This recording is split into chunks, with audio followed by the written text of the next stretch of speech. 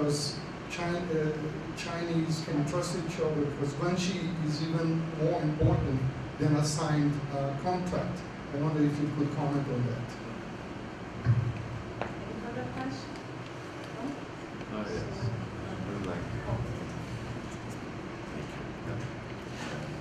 I'm the director of IPRI.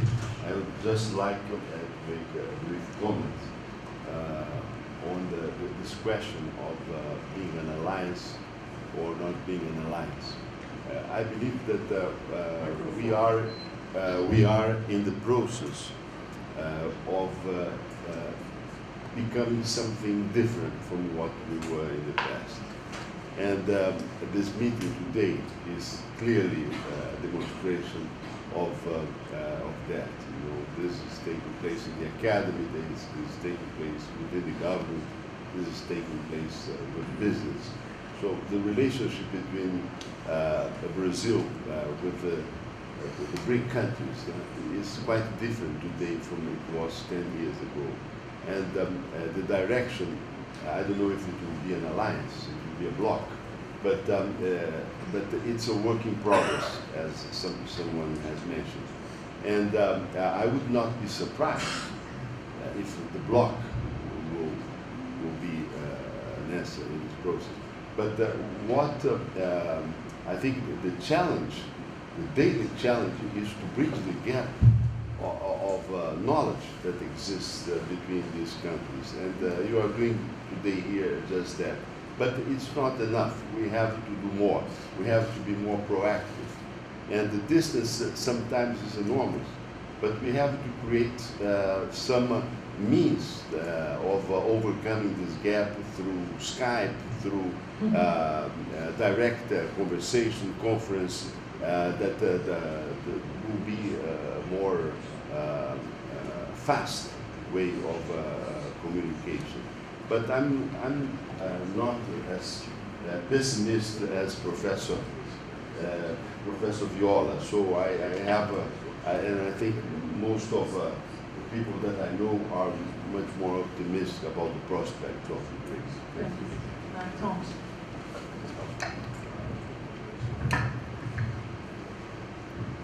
Very quickly, it's a question directed to Claudia, but I will start with Professor Guo.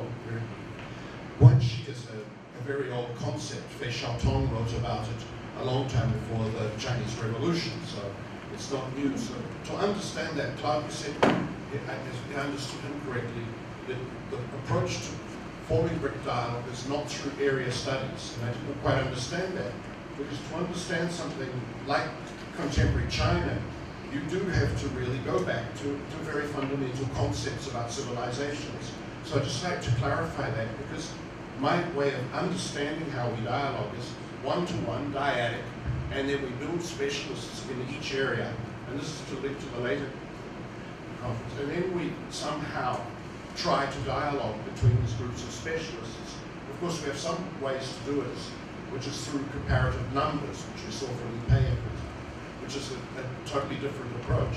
But I just think in terms of sociology and anthropology, that is the only way I can see it at its present. And Claudia has just, if I understood him correctly, my cases will be taken out from under my feet. We have to have a break before the next session. That was supposed to start at 11. So I ask you to be very, very briefly, 1 minute, just to...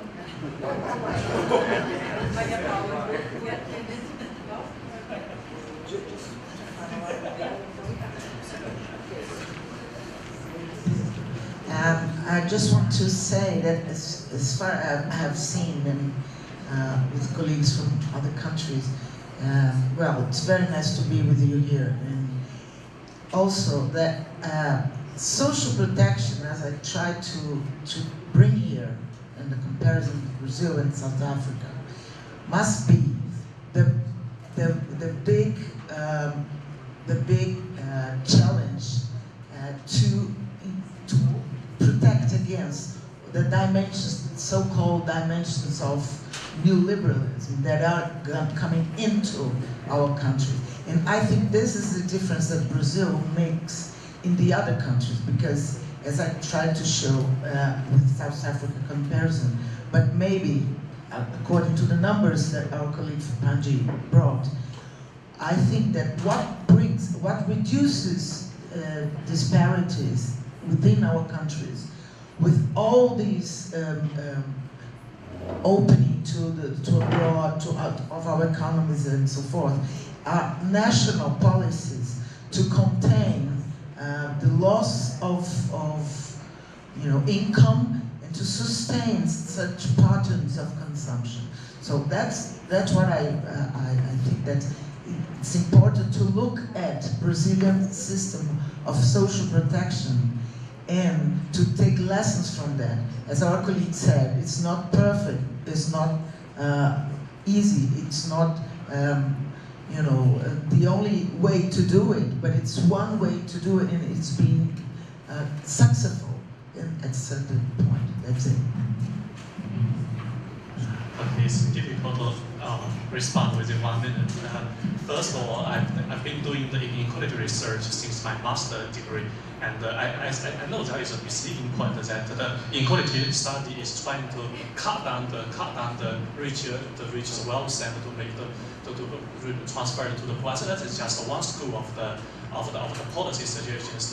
To me, the best response is always to increase the income and the wealth of the poor to make inequality less and less. So that is not worse, not make anyone worse. And by Professor Billy's question, I said the main problem is the budget problem.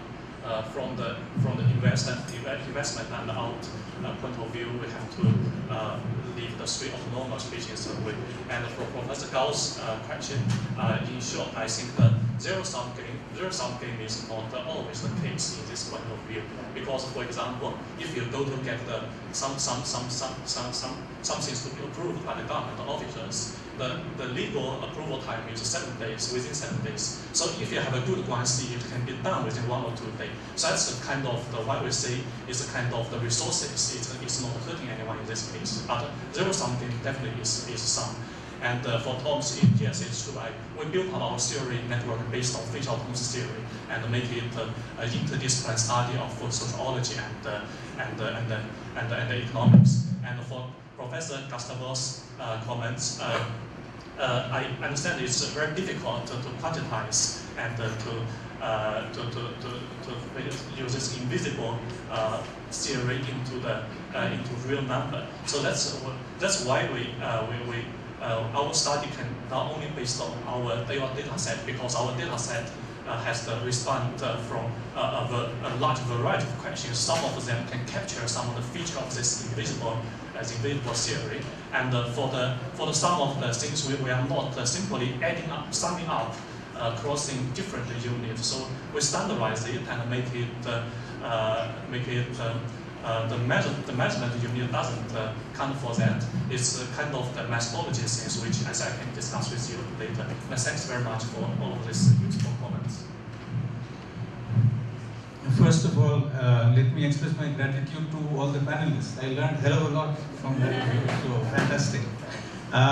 In terms of responses to a couple of concerns, I'm not suggesting that the alliance is firmly in place. What I'm suggesting is that if you look at last decade or so, gingerly, haltingly, there are steps in that direction. And in the last two summits, if you look at some of the things, 100 billion fund and sort of thinking of trade in local currencies, etc. These are pretty significant in terms of sort of building that partnership bloc, work in progress, and so on and so forth. Which is not to say that there are no contestations. Of course, there are very, very, very big and huge contestations with respect to a whole range of things. Indian manufacturing has been hit hardest by Chinese manufacturing. Right? I mean, it's simply, the point is that you're thinking of a particular economic order, and in that there will be losses and gains. But as a bloc, the worst case scenario is that BRICS is trying to be a junior partner in the G20, trying to take on, a sort of the rest of the world outside the G20, be sort of, let's say, sub-imperialist in some sense, etc. So that's the worst case scenario. A much better case scenario is going along with Samir Amin's analysis. where he argues that there is a multipolar world now. There is a decentering of power. There is a shift from the traditional Anglo-Saxon world to some other countries, etc. So there are various ways of looking at it, and I completely agree with you that yes, it is not something which is very easy, not a unilinear kind of process they are witnessing and so on and so forth. On the whole, I think there's a movement in that direction which we might appreciate. On your second question, surely Brazil is the best case in terms of addressing social concerns within these 5 countries. I mean, there's no denying that. But, if you look at, let's say, a number of other concerns which were expressed on the streets of Brazil only recently. Now, clearly there is a churning way going on there, which I guess you need to also talk about, you need to address, etc. Right? Brazil's success was largely on account of very significant increase in tax GDP ratio from 1995 to 2005. Increase from roughly 24-25 to about 35%. And it's a dramatic increase. You will not see this kind of increase anywhere in the world currently, which is what is being used for a whole range of social policies and is able to create that space and so on. Now clearly, Chinese are doing much less, Indians possibly the worst, right, in this respect in terms of addressing these issues. So there are these differences that we need to talk about. In case of HDI, as you know, it's a global ranking, and it's quite possible that you don't do anything within your country, but your ranking might slip because somebody is doing better, right? A set of countries may be doing much better, and as a result of, so what we need is much more careful econometric analysis, not only of these 5 countries alone, but of all the countries which are being ranked. And then we can see some of these linkages more clearly. What is eminently clear to me is that when it comes to the masses in general in any of these countries, even in case of Brazil, I would say, which is the best performer, there are very serious concerns which we must not sort of put under the carpet, though that will not be captured by HDI. HDI in that sense is a very narrow construct. Right?